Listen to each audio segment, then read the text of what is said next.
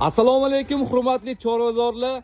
Biz o'sha baliqchidagi mashhur Otabek akam yemxonalarga keldik. Bu yerda bilganingizdek o'sha mashhur Napoleon yemlari tayyorlanish jarayonida turibdi. Mana bunday holatda. Aka, nima yangiliklar bor? Napoleon yemlarimiz sifati qanday ketyapti? O'ta go'zal, o'ta mo'tadil. Mo'tadil eshitdim aka, mendan ham juda ko'pchilik so'rashdi, kelishdi. Haqiqatan sifati zo'r ekan deyishdi aka. Amasir Novomax. Mashalloh, mashalloh.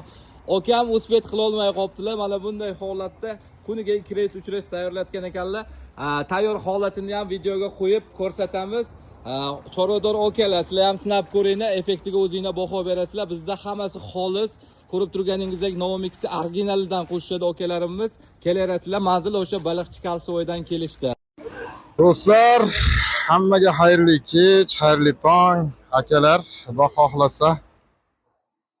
Bugungimiz boshlandi. Ob'yomda bor.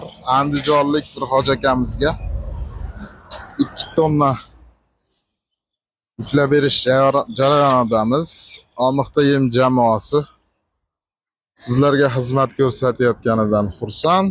Akalar, podpiska bo'lib, kommentariyaga nomerlaringni qoldiringlar. Xudo xohlasa juda go'zal aksiyalarimiz, juda go'zal sovg'alarimiz bor.